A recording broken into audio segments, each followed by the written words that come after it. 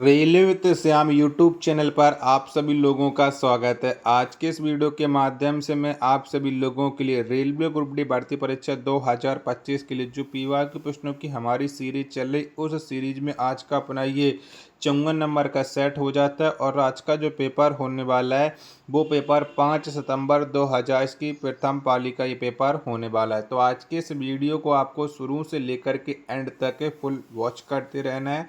जो GK GS current affair और science के प्रश्न पूछे गए थे वो मैं आपको इस वीडियो में कराऊंगा। उनमें से आप कितने प्रश्न सही कर पाते हो कमेंट बॉक्स में आपको अपना स्कोर शेयर करना है। वीडियो पसंद आए तो प्लीज़ वीडियो को लाइक और चैनल को आप लोग सब्सक्राइब करना बिल्कुल ना भूलें, क्योंकि रेलवे ग्रुप डी में अगर आपको सिलेक्शन लेना है तो पीवाई के प्रश्नों पर आपकी पकड़ मजबूत होनी चाहिए। तो चलिएगा फिर शुरू करते हैं आज का अपना ये रेलवे ग्रुप डी पीवाई के प्रश्नों का सेट संख्या 54 बिना कोई टाइम वेस्ट करे।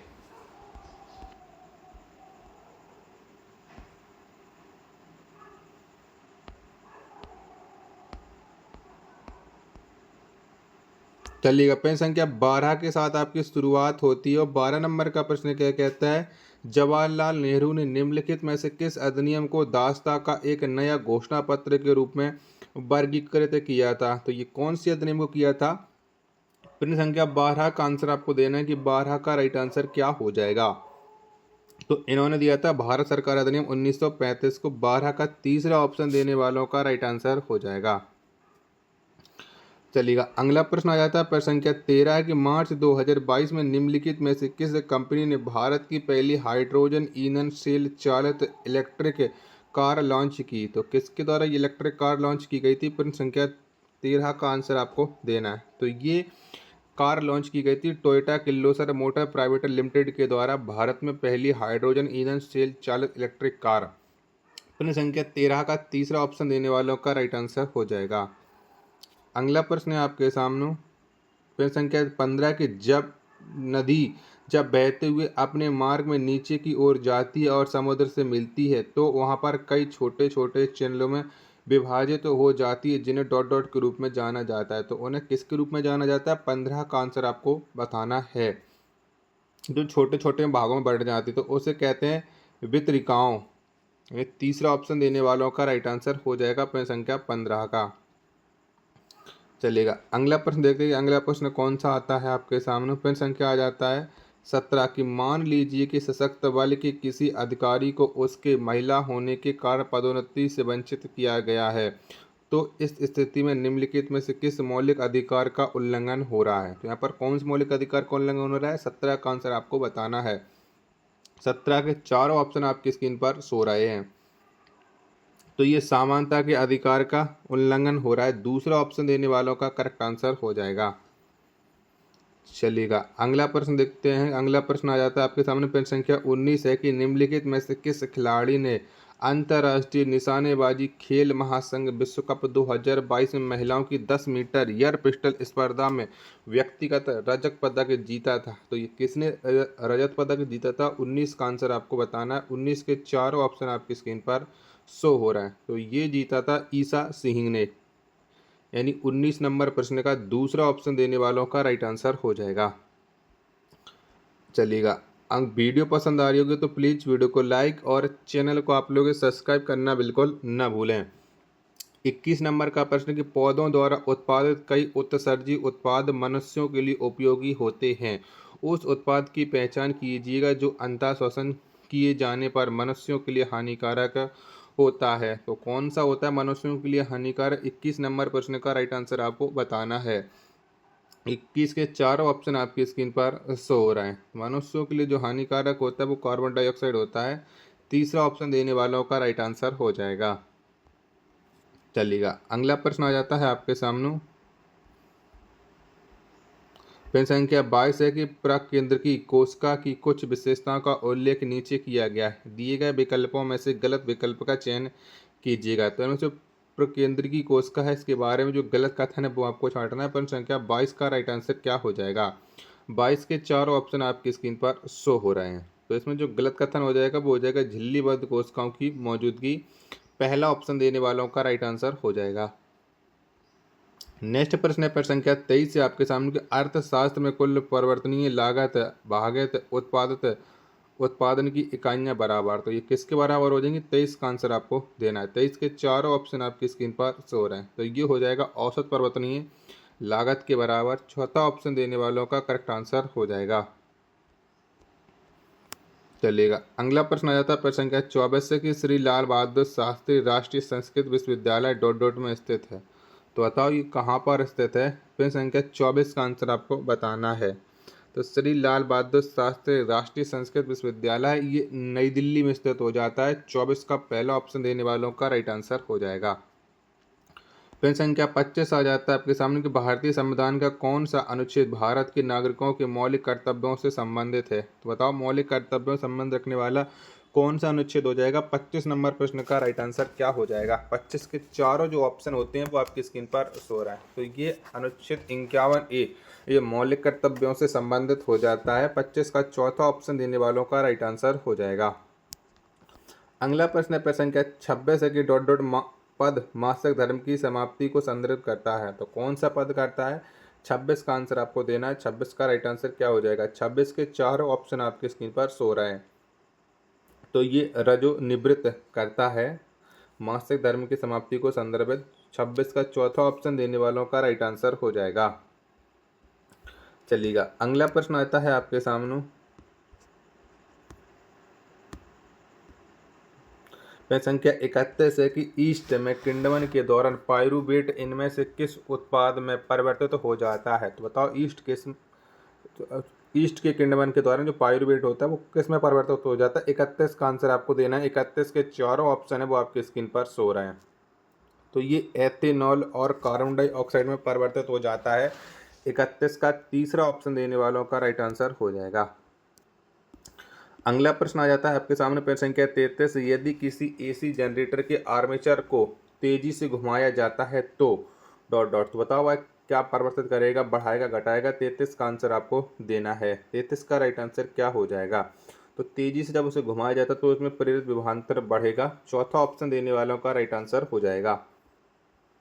चलिएगा अगला प्रश्न आ जाता है आपके सामने 36 नंबर का प्रश्न कि ई रुपया कैशलेस लेन देन को बढ़ावा देने के लिए भारतीय राष्ट्रीय भुगतान निगम द्वारा 2021 में शुरू की गई डॉट डॉट आधारित एक प्रणाली थी। तो इन्होंने एनपीसीआई के द्वारा कौन सी प्रणाली शुरू की गई थी ये आपको बताना है। 36 नंबर प्रश्न का राइट आंसर क्या हो जाएगा? 36 के चारों ऑप्शन आपकी स्क्रीन पर शो रहे हैं। तो इनके द्वारा एक प्रणाली शुरू की गई थी, उस प्रणाली का नाम था बाउचर। 36 का चौथा ऑप्शन देने वालों का राइट आंसर हो जाएगा। चलिएगा अगला प्रश्न प्रश्न संख्या 39 आ जाता है कि फ्यूज तार से संबंधित निम्न कथनों पर विचार कीजिएगा। तो फ्यूज के बारे में से गलत कथन का चयन करना है, सही कथन का चयन करना है कि इनमें से कौन से सही कथन है, ए और बी में से। तो यह उपकरण के साथ श्रेणी क्रम में संयोजित होता है, बिल्कुल गलत। यह निम्न गलनांक वाले पदार्थ से बना होता है, ये भी गलत। ना एक और ना ही बी, दोनों गलत हैं। दूसरा ऑप्शन देने वालों का राइट आंसर हो जाएगा 37 नंबर प्रश्न का। प्रश्न संख्या 41 आ जाता है आपके सामने कि निम्नलिखित में से किसी अणु में 3 कार्बन परमाणु होते हैं। तो बताओ किस अणु में होते हैं 3 कार्बन परमाणु? 41 का आंसर क्या हो जाएगा? तो ये पायरुविक अम्ल में होते हैं। 41 का पहला ऑप्शन देने वालों का राइट आंसर हो जाएगा। चलिएगा अगला प्रश्न आ जाता है आपके सामने प्रश्न संख्या 43 है कि अल्पसंख्यक समुदाय से संबंधित छात्रों के लिए विदेश में अध्ययन हेतु शिक्षा ऋणों पर ब्याज सब्सिडी की योजना निम्नलिखित में से कौन सी है? तो बताओ में से कौन सी है अल्पसंख्यक समुदाय के बच्चों के लिए? 43 नंबर प्रश्न का राइट आंसर क्या हो जाएगा? तो इस योजना का नाम हो जाता है पढ़ो परदेश। 43 का तीसरा ऑप्शन देने वालों का करेक्ट आंसर हो जाएगा। अगला प्रश्न आता है आपके सामने प्रश्न संख्या 44 है कि निम्नलिखित रासायनिक अभिक्रियाओं पर विचार कीजिएगा। तो इस अभिक्रिया विचार कीजिएगा और इससे क्या बनेगा वो आपको बताना है। 44 का राइट आंसर क्या हो जाएगा? 44 के चारों ऑप्शन आपके स्क्रीन पर शो हो रहे हैं। तो इससे बनेगा CH3OH, यानी दूसरा ऑप्शन देने वालों का करेक्ट आंसर हो जाएगा। चलिएगा अगला प्रश्न देखते हैं कि अगला प्रश्न कौन सा आ जाता है। जब तक आप लोग इस वीडियो को लाइक और चैनल को सब्सक्राइब करना बिल्कुल ना भूलें।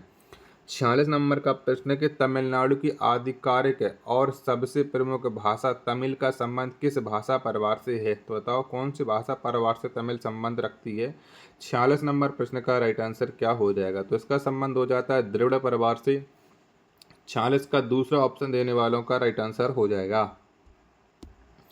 नेक्स्ट प्रश्न संख्या 47 आ जाता है, किसी चुंबक के चारों ओर का वह क्षेत्र जिसमें चुंबक द्वारा बल लगाया जाता है डॉट डॉट कहलाता है। तो बताओ वह क्या कहलाता है? 47 का आंसर आपको देना है। 47 के चारों ऑप्शन आपकी स्क्रीन पर शो रहे हैं। तो वह कहलाता है चुंबकीय क्षेत्र। तीसरा ऑप्शन देने वालों का करेक्ट आंसर हो जाएगा।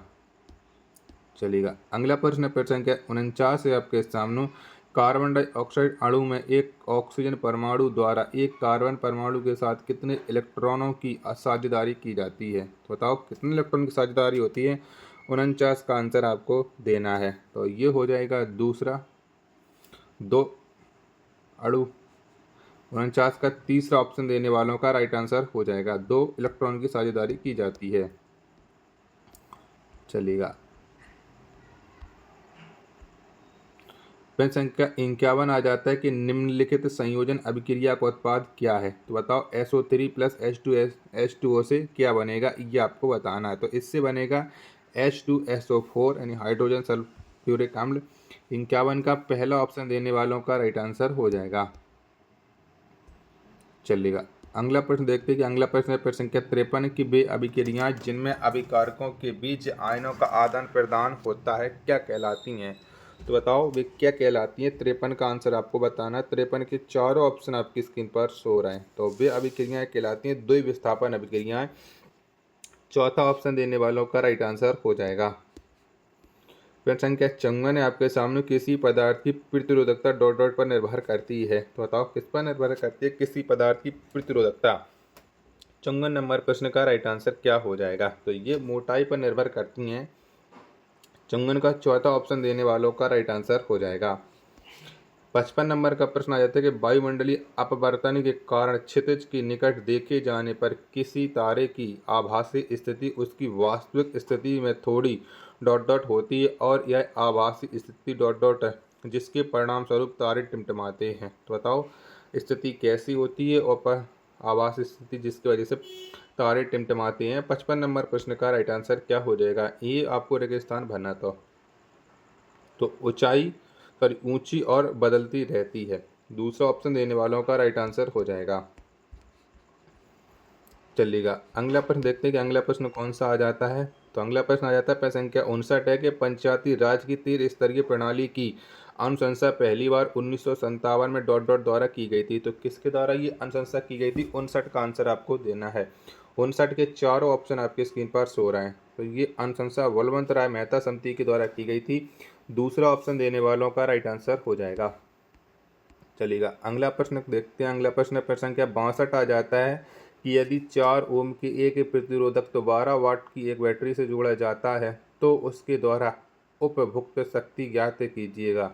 तो बताओ उपभुक्त शक्ति क्या हो जाएगी? 62 नंबर प्रश्न का राइट आंसर क्या हो जाएगा? 62 के चारों ऑप्शन आपकी स्क्रीन पर शो रहे हैं। तो जब हम इस प्रश्न को सॉल्व करेंगे तो ये 36 वाट इसका राइट आंसर निकल करके आ जाएगा। पहला ऑप्शन देने वालों का राइट आंसर हो जाएगा। चलिएगा अगला प्रश्न है आपके सामने प्रश्न संख्या 64 के भारत का एकमात्र पुष्ट सक्रिय ज्वालामुखी कहाँ स्थित है? जो अंडमान निकोबार द्वीप की राजधानी पोर्ट विलियर से लगभग 135 किलोमीटर दक्षिण में स्थित है। तो आपको बताना है कि भारत का जो सक्रिय ज्वालामुखी है वो कौन सा हो जाएगा? 64 नंबर प्रश्न का राइट आंसर क्या हो जाएगा? तो ये बैरन द्वीप हो जाता है। 64 का चौथा ऑप्शन देने वालों का करेक्ट आंसर हो जाएगा। चलिएगा अगला प्रश्न संख्या 66 है आपके सामने, वैश्विक PMI 2021 के अनुसार 109 देशों की सूची में भारत किस स्थान पर था? तो बताओ भारत का स्थान क्या हो जाएगा? 66 नंबर प्रश्न का राइट आंसर आपको देना है। तो भारत का स्थान हो जाएगा 66। 66 का तीसरा ऑप्शन देने वालों का राइट आंसर हो जाएगा। चलिएगा अगला प्रश्न है आपके सामने प्रश्न संख्या 68 है, किसने अष्टक नियम की खोज की और इसकी तुलना संगीत में पाए जाने वाले अष्टक से की? तो किसने अष्टक नियम की खोज की थी? 68 का आंसर आपको देना है। 68 के चारों ऑप्शन आपकी स्क्रीन पर शो रहे हैं। तो जॉन न्यूलैंड्स के द्वारा अष्टक नियम की खोज की गई थी। पहला ऑप्शन देने वालों का राइट आंसर हो जाएगा। चलिएगा, अगला प्रश्न है प्रश्न संख्या आपके सामने 69 है कि निम्न में से कौन सी धातुएं वैद्युत अपघटन द्वारा प्राप्त की जा सकती हैं। तो बताओ वैद्युत अपघटन से कौन कौन धातुएं प्राप्त होंगी। 69 का आंसर आपको देना है। तो इससे जो धातुएं प्राप्त होंगी वो होंगी Na, Mg और Ai। चौथा ऑप्शन देने वालों का राइट आंसर हो जाएगा। प्रश्न संख्या 70 है आपके सामने, किसी वस्तु को 6 सेंटीमीटर फोकस दूरी वाले अवतल दर्पण के सामने 24 सेंटीमीटर की दूरी पर रखा गया है। दर्पण द्वारा उत्पन्न आवर्धन डॉट डॉट होगा, नहीं आवर्धन क्षमता आपको बतानी है। 70 का राइट आंसर क्या हो जाएगा। तो आवर्धन क्षमता जो हमारी निकल करके आ जाएगी वो निकल करके आ जाएगी -1/3। 70 का पहला ऑप्शन देने वालों का करेक्ट आंसर हो जाएगा। आशा और उम्मीद करता हूँ वीडियो आपको जरूर पसंद आ रही होगी। चलिएगा, तो अगला प्रश्न है आपके और देख लेता हूँ, माफी चाहता हूँ। ये 72 नंबर का प्रश्न है कि भारत डॉट डॉट से general agreement on tariff and trade का सदस्य है, यानी GATT का सदस्य भारत कब से है। 72 का आंसर आपको देना है। तो ये 1948 से हो जाता है। 72 का दूसरा ऑप्शन देने वालों का राइट आंसर हो जाएगा। चलिएगा, अगला प्रश्न है आपके सामने प्रश्न संख्या 74 है कि संविधान में केंद्र और राज्यों के बीच शक्तियों के विभाजन को डॉट डॉट सूचियों के रूप में संदर्भ रूप में दर्शाया गया है।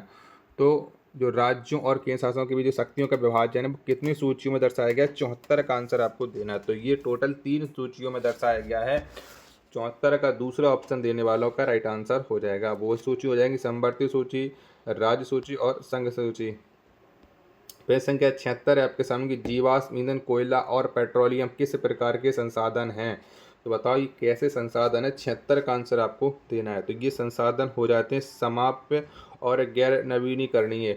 76 का दूसरा ऑप्शन देने वालों का राइट आंसर हो जाएगा। 77 नंबर का प्रश्न है कि भारत का इनमें से कौन सा बैंक सार्वजनिक क्षेत्र का बैंक है। तो बताओ कौन सा बैंक है। 77 नंबर प्रश्न का राइट आंसर क्या हो जाएगा। तो इनमें से जो बैंक हो जाता है वो हो जाता है इंडियन ओवरसीज बैंक। 77 का दूसरा ऑप्शन देने वालों का राइट आंसर हो जाएगा। चलिएगा, अगला प्रश्न आ जाता है आपका